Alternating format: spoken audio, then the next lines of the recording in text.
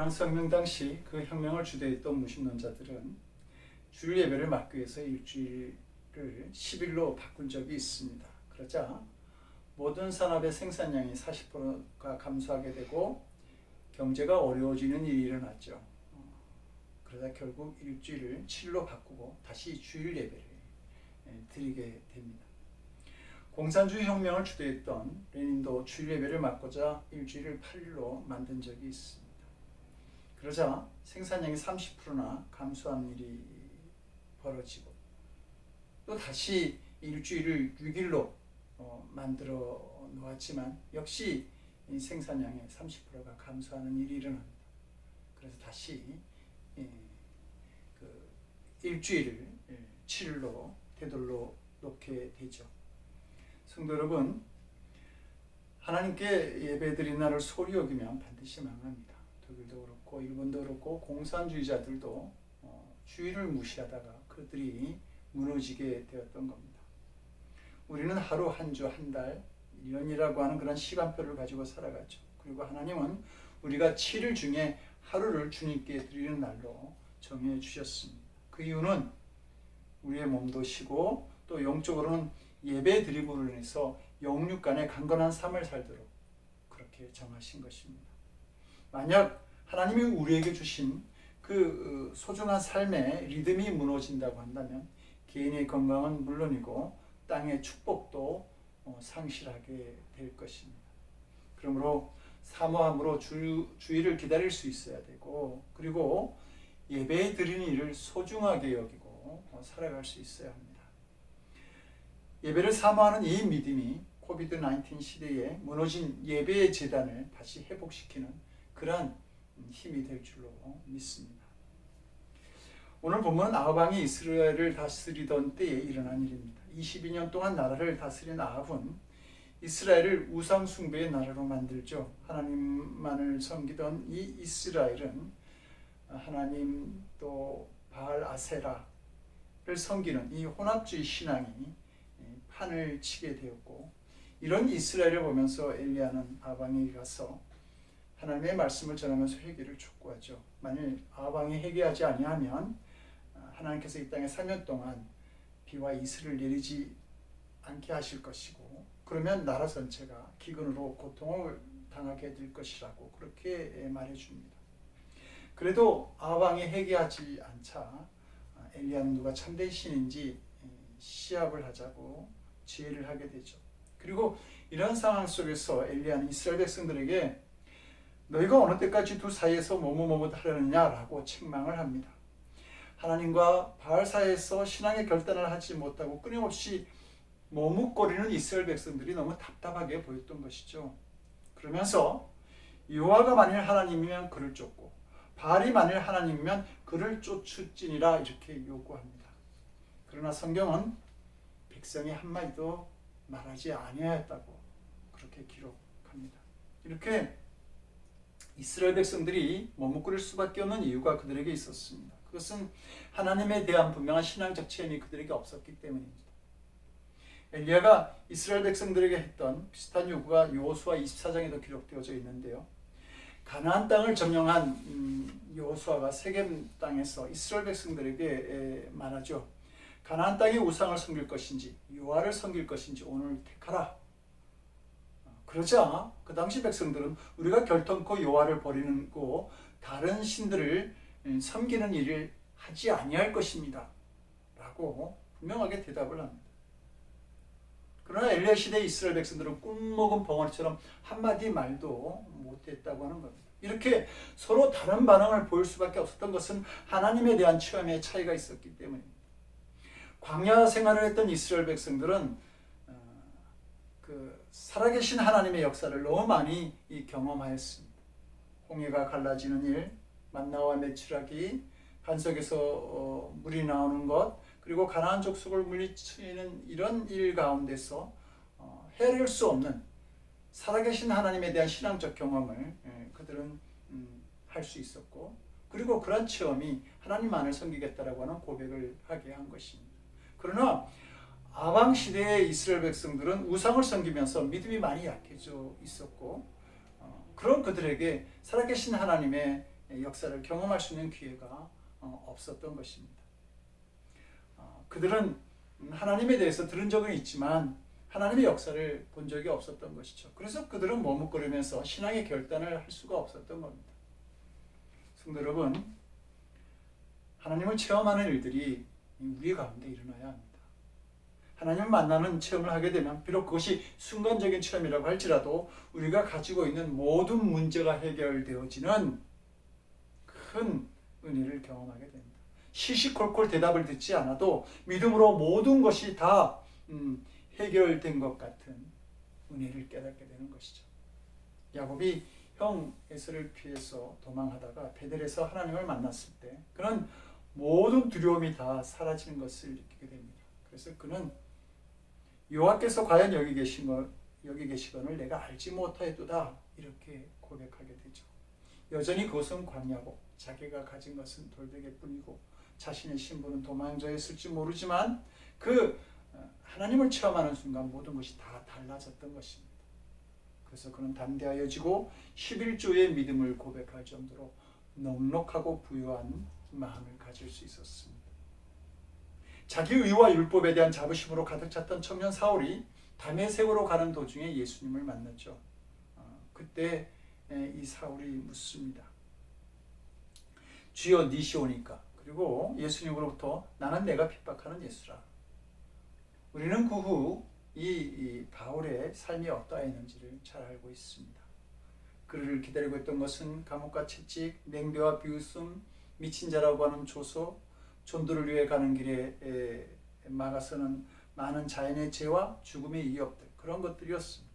그런데 사도 바울은 이 모든 고난을 경험하고 또 많은 고통들이 기다리고 있음을 알았음에도 불구하고 그는 이렇게 고백을 하죠. 나의 달려갈 길과 주 예수께 받은 사명, 곧 하나님의 은혜의 복음을 증거하는 일을 마치려 하면은 나의 생명을 조금도 귀한 것으로 여기지 않겠다. 바울은 부활의 예수님을 만나면서 그는 자신이 고민했던 모든 인생의 문제에 대한 답을 얻었던 것입니다. 어느 신이 참 신인가? 라는 이 시합을 제안한 엘리야는 2개의 단을 쌓고 그곳에 장작을 준비하고 각각 송아지를 잡되 불을 붙이지 않고 자신의 신이 직접 불을 붙이도록 하는 방법을 제안합니다. 그리고 불로 응답하는 신, 그가 하나님이다 이렇게 말하죠. 그 제안에 대해서 이 바알 제사장들이 찬성했는지 나오지는 않지만 온 이스라엘 백성들은 이구동성으로 그 말이 옳도다 이렇게 외칩니다. 이런 이스라엘 백성들의 태도를 볼 때 그들도 그만큼 하나님의 증거에 대해서 갈급하고 있었다라고 하는 사실을 보게 해줍니다. 성도 여러분, 우리도 우리 중심을 모르면서 머뭇거리면서 있을 수가 있을 것입니다.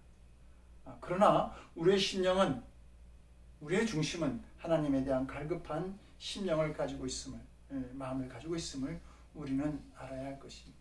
베드로가 예수님이 예루살렘을 떠나지 말라고 말씀했는데도 불구하고 그곳을 떠나서 갈릴리로 가죠. 그런 그에게 어느 날 예수님이 찾아오셨습니다. 새벽이라 예수님을 잘 알아보지 못한 베드로에게 요한이 주님이시다라고 이렇게 말을 하자 이 예수님의 사명을 피해서 갈릴리로 도망왔던 베드로가 그 즉시 배에서 뛰어내려서 물살을 헤치고 주님께로 나아가죠. 그는 예수님의 명령을 피해 도망해왔을지 모르지만 그의 마음 중심에는 언제나 예수님을 갈급해하고 있었던 겁니다.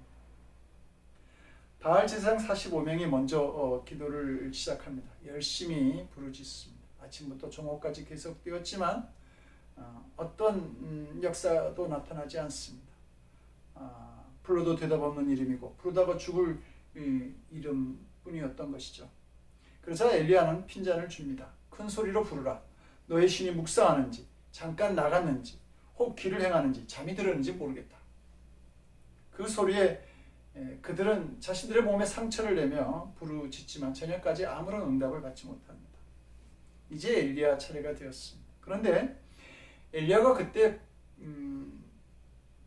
불을 내려달라고 하나님께 기도하기 전에 먼저 백성들에게 말하죠. 내게로 가까이 오라. 이 말은 곧 하나님의 신앙을 회복하라 그 말입니다. 즉 그동안 우상과 세상을 가까이 하느라고 하나님과 너무 멀리 떨어져 있었으니까 이제 하나님께로 가까이 나아오라 그 말입니다. 그동안 주님의 뜻보다는 내 뜻대로 살았던 고집과 욕망, 또 주의 말씀보다 내 경험과 지식을 앞세웠던 교만함을 이제는 다 내려놓고 하나님께로 나아오라 그 말이죠. 그 다음에 엘리야 선지자는 여호와의 제단을 수축하자고 이스라엘 백성들에게 권유합니다. 제단이라고 하는 것은 하나님께 번제를 드리기 위해서 만들어 놓은 단입니다. 따라서 제단이 무너졌다라고 하는 것은 하나님께 드리는 제사가 멈춰져 있었다라고 하는 말이죠. 이스라엘이 하나님을 예배하지 않고 있었던 겁니다. 이것은 예배만 없어진 것이 아니라 하나님의 살아계심과 다스리심까지 부정하고 있었다라고 하는 말이죠. 그러니까 제단을 수축하라라고 하는 말은 번제를 드리기 위한 제단을 고친다라고 하는 그러한 뜻도 있지만 이스라엘 백성 한 사람 한 사람의 마음에 하나님을 향한 예배가 다시 회복되어져야 된다라고 하는 뜻을 가지고 있는 겁니다. 성도 여러분, 혹 우리도 하나님에 대한 분명한 신앙적 체험을 가지지 못하고 신앙생활을 하면서도 끊임없이 머뭇거리며 답답해하는 분은 없습니까? 그렇다고 한다면 믿음 생활을 하면서도 그동안 우리의 예배가 시련과 진정을 잃어버리고 형식과 타성에 젖어 있지는 않았는지, 하나님을 만나는 예배가 아닌 사람을 만나는 예배는 또한 아니었는지, 예배는 수없이 드렸지만 영적인 체험과 변화도 없이 그냥 교회 뜰만 밟고 가는 그런 신앙은 아니었는지 돌아볼 수 있어야 할 것입니다. 그리고 지금 엘리야가 이스라엘 백성들에게 말했던 두 가지 제안에 귀를 기울여 볼 수 있어야 합니다. 그래서 주님 전에 나와 무너진 제단을 다시 세운 일들이 우리에게 있어져야 하는 것이죠. 엘리야는 그동안 왜 이스라엘 백성들이 불을 경험하지 못하였는지 우리에게 보여주었습니다. 여호와의 제단이 무너져 있었기 때문입니다. 성도 여러분들도 자신의 제단에 여호와의 불이 임하는 경험을 원하시는 줄로 압니다. 그러면 먼저 여러분의 예배가 달라져야 합니다. 예배는 하나님을 만나는 시간이기 때문에 그런 거죠. 그리고 하나님을 만나는 예배를 원한다고 한다면 여러분의 제단에 반드시 있어야 되는 세 가지가 있습니다. 첫째는 찬양입니다. 찬양은 이미 베풀어 주신 구원과 은혜를 기억하고 감사하며 드리는 노래고 고백인 것이죠. 시편 37편 4절은 여호와를 즐거워하라. 그리하면 그가 너의 마음에 원하는 모든 것을 다 들어 주시리라 이렇게 말합니다. 하나님을 기뻐하는 찬양이 여러분들에게 있습니까? 진정 기쁨으로 주님을 찬양할 수 있다고 한다면 여러분의 제단에 불이 임하는 줄 압니다. 존 인보라고 하는 라스베가스 유명한 트럼펫 연주자가 있었습니다. 그의 방탕한 생활을 견디지 못한 아내가 그에게 이혼을 요구하죠. 이 힘든 상황을 회복하고자 그런 독실한 크리스천 친구에게 가서 상담을 합니다.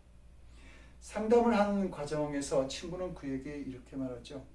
하나님은 내가 부인한다고 안 계시는 분이 아니야. 상담이 끝나고 다시 라스베가스로 가는 벌판에서 차를 세우고 그는 독백을 합니다. 하나님, 지금 어디에 계십니까? 그런데 그 순간 그는 갑자기 마음에 이상한 감정을 느끼게 됩니다. 자신의 입으로 하나님을 부르는 그 순간에 자신 안에 미묘한 감정, 설명할 수 없는 평화, 안정, 그런 감정을 느끼게 되는 것이죠.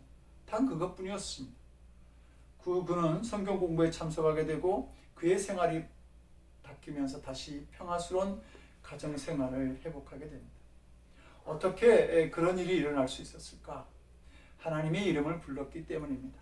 단지 하나님의 이름을 부르는 것만으로 감정과 생각이 바뀌고 하나님을 찬송하는 그것만으로 생활이 바뀌며 인생이 달라질 수 있다라고 하는 것이죠.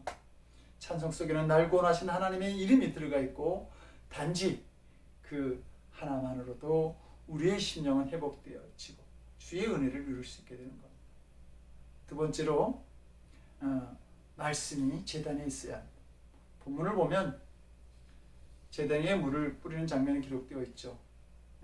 이 물이 제물과 도랑에 흘러 넘쳐서 제물을 정결하게 하고 제단을 깨끗하게 한 것입니다.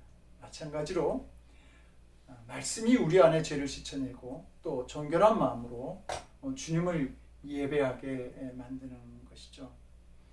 그러므로 주의 제단에서 하나님의 말씀을 들으며 주님과 사귐을 갖는 일이 우리 예배 가운데 있어져야 합니다. 우리는 오늘 영적 싸움이 엘리야의 승리로 끝났다는 것을 잘 압니다. 이렇게 엘리야는 계속해서 믿음의 승리를 거둔 사람입니다. 사라와 가부의 기적과 갈멜산에서의 승리, 그리고 기도로 인해서 3년 6개월 동안 비가 주었던 이스라엘에 비가 내리게 하는 그러한 역사를 만든 사람이죠. 그런데 그런 역사를 만든 엘리야가 오히려 로뎀나무 아래서 절망하면서 죽기를 간구합니다. 여호와의 넉넉하오니 지금 내 생명을 거두시옵소서. 나는 내 조상들보다 낫지 못하니이다.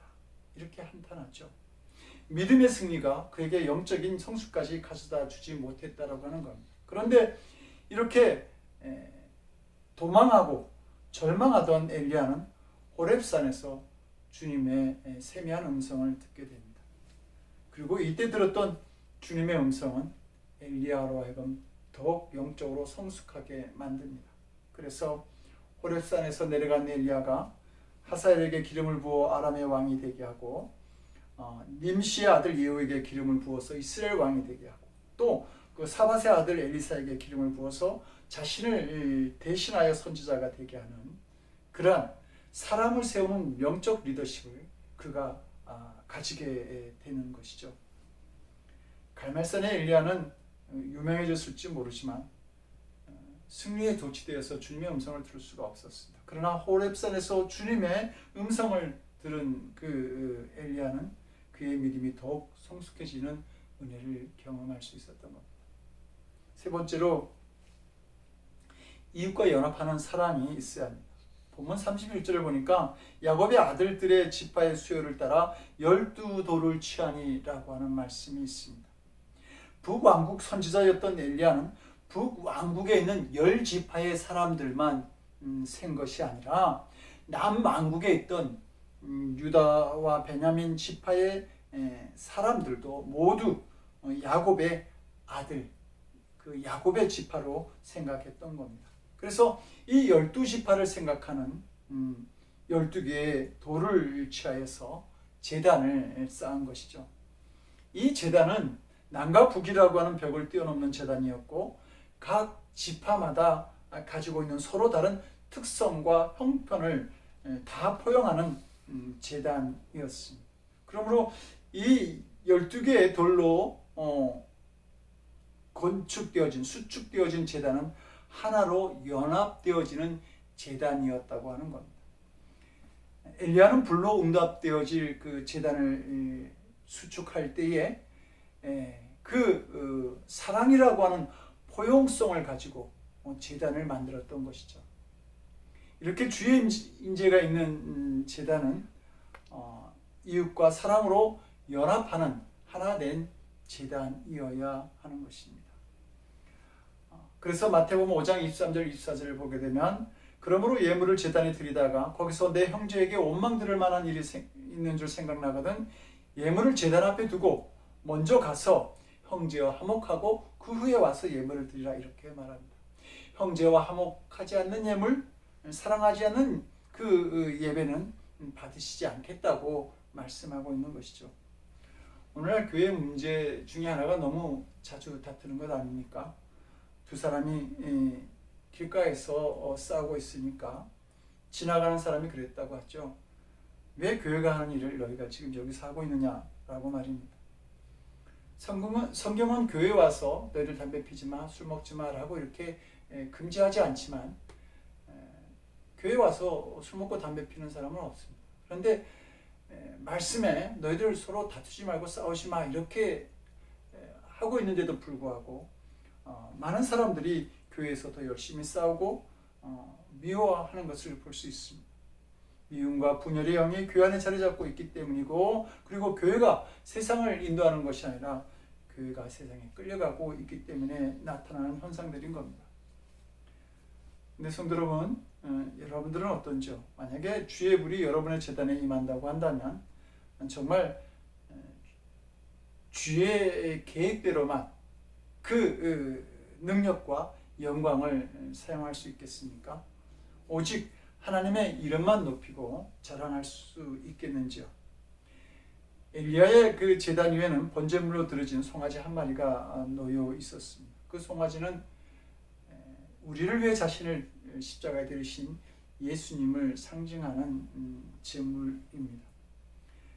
예배를 통해 주의 임재를 경험하였다고 한다면 우리도 자신의 제된 생활과 이기심, 욕심을 다 십자가에서 해결하고 그리고 헌신된 삶으로 나아갈 수 있어야 하는 것입니다.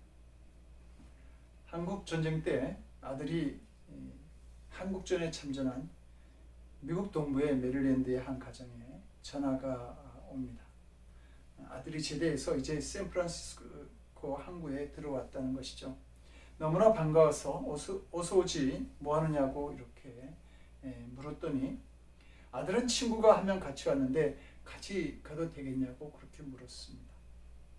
그러라고 했더니 아들이 다시 말하기를 친구가 전쟁 중 부상을 당해서 팔과 다리가 하나씩 없다라고 하는 겁니다. 잠깐 들어가는 거야 뭐 어떻겠냐고 오라고 함께 오라고 그렇게 얘기를 하죠. 그러자 아들이 잠깐이 아니고 계속하여 함께 살고 싶은데 그래도 괜찮겠냐고 이렇게 물었습니다. 그러자 부모는 이렇게 대답을 하죠. 아들아, 내 마음은 이해하지만 그런 장애인들과 함께 산다는 것은 생각처럼 쉬운 것이 아니란다. 반드시 힘들어지고 귀찮아지고 싫어질 때가 와서 함께 지내기로 한 것을 후회할 때가 온단다. 그러니까 그 친구는 정부 시설에 가도록 그렇게 맡기고 너는 빨리 돌아오라고 그렇게 말한 후에 전화를 끊었습니다. 그런데 아들이 오지를 않는 겁니다. 며칠 뒤 해군본부로부터 통지문이 왔는데 아들이 호텔 창문에서 뛰어내려 자살을 했으니 시신을 확인하고 찾아가라는 것이죠. 놀러서 가보았더니 아들의 시신에 팔과 다리가 하나씩 없었습니다. 아들이 자신이 장애인이 되고도 부모님은 사랑해 주실까 염려가 되어서 먼저 전화를 했던 것이죠. 성도 여러분, 여러분들도 더 늦기 전에 여러분들의 사랑을 한번 테스트해 보십시오. 그런데 우리가 하나님께 드리는 예배도 마찬가지입니다. 이기적인 사람의 예배는 본인이 드렸을지 모르지만 하나님께 상달될 수 없습니다. 성도 여러분, 우리의 주가 되시는 예수님의 모습은 어떻습니까? 가난한 자의 삶을 사셨고 결국 죄인의 신분으로 십자가에 죽임을 당하신 분입니다. 그리고 그분이 우리를 그 고난의 자리로 지금 초청하고 계시는 것이죠. 우리가 그 자리로 나아가기 위해서는 나의 편안함과 이기심을 버리고 가야 하는 것입니다. 그러할 때에 다시 회복되어진 제단에 계속해서 주의 불이 임할 수 있게 되는 것입니다. 성도 여러분, 여러분들이 드리는 예배가 기쁩니까? 예배 때 감사와 찬양이 있는지요? 열린 마음으로 말씀의 귀를 기울이고 믿음의 눈으로 지금 하나님을 바라보고 계시는지요? 아니면 형식적인 예배를 지금 드리고 있지는 않은지요? 하나님을 만나는 믿음도 기대도 없이 예배드리는 많은 성도들이 있기 때문입니다. 그렇게 되면 예배가 기쁠 리가 없죠. 엘리야 시대의 이스라엘 백성들처럼 세상에 대해 바삐 살다가 우리는 자신도 모르는 사이에 예배의 제단이 무너지고 찬양과 감사의 제단, 성김과 말씀의 제단, 또 사랑의 실천의 제단이 무너지고 있었던 겁니다. 이 무너진 제단을 다시 수축하고 다시 이렇게 세울 수 있어야 하는 것입니다. 무너진 제단을 다시 수축한 대표적인 인물이 바로 야곱입니다. 야곱은 그 삼촌 라반의 집에서 이스라엘로 돌아왔지만 그러나 끊임없는 환난에 시달립니다. 야곱은 형 에서의 복수가 두려워서 도망할 때 베델에서 하나님을 만나는 경험을 한 후에 이곳으로 다시 돌아와 하나님만을 섬기고 또 하나님의 전을 세우겠습니다. 11조를 드리겠습니다. 라고 소원을 하죠. 그런데 그가 돌아오는 길에 베델로 간 것이 아니라 세겜이라고 하는 땅에 머물게 됩니다. 이 쉬는 도시라고 하는 뜻을 가진 이 세겜은 살기가 편한 곳이었기 때문이죠. 그런데 야곱은 그곳에서 큰 어려움을 당하게 된 것입니다.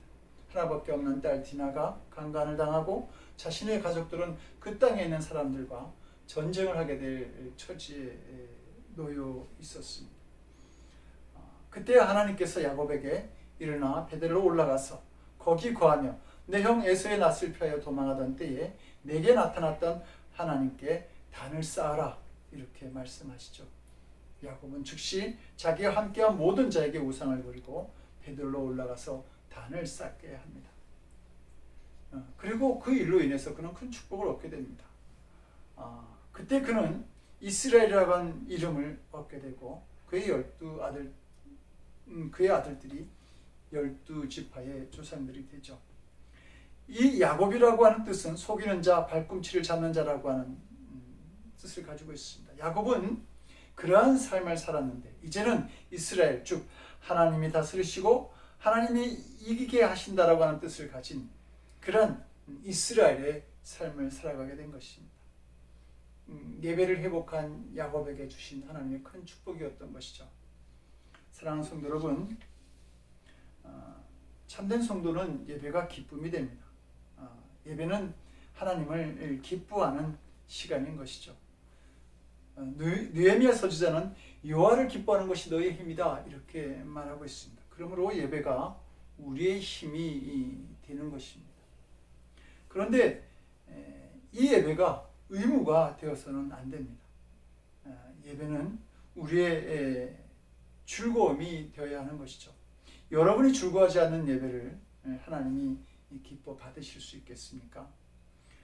저는 우리 교회가 진정으로 감격에 넘치는 그런 예배를 드리는 교회가 되기를 원합니다. 열정적인 예배, 뜨거운 예배가 회복되어지고 무엇보다 이 코로나 시대를 살아가면서도 매 예배 때마다 예배를 사모하고 그 사모함이 넘쳐나서 예배에 대한 감격이 회복되어진 은혜가 사랑하는 성도 여러분들에게 넘쳐나기를 주님의 이름으로 간절히 축원드립니다. 기도하시겠습니다. 우리의 예배를 기뻐하시는 주님, 코로나 시대를 맞아 많은 예배의 제단이 무너지고 있습니다. 이제 돌아오게 하시고 회복되게 하여 주시옵소서. 찬양하고 말씀을 사모하며 이웃을 사랑하는 제단을 만들어서 우리의 심령 가운데 주님의 불이 임하는 역사가 나타나게 주여 우리를 도와주시옵소서. 이제는 우리 주 예수 그리스도의 크신 은혜와 아버지 하나님의 극진하신 사랑하심과 성령님의 감화 감동, 우리 안에 교통하시고 역사하시는 놀라우신 은총이 무너진 제단에 주님의 불이 다시 임하기를 원하고, 그리고 그 주님에 대한 체험을 통해서 온전히 하나님께 영광 돌리는 삶으로 나아가기를 원하는 거룩한 성도들 머리 위에, 그리고 저들의 삶 속에, 저들의 가정과 일터 위에 지금으로부터 영원토록 함께하옵시기를 간절히 축원드리옵나이다. 아멘.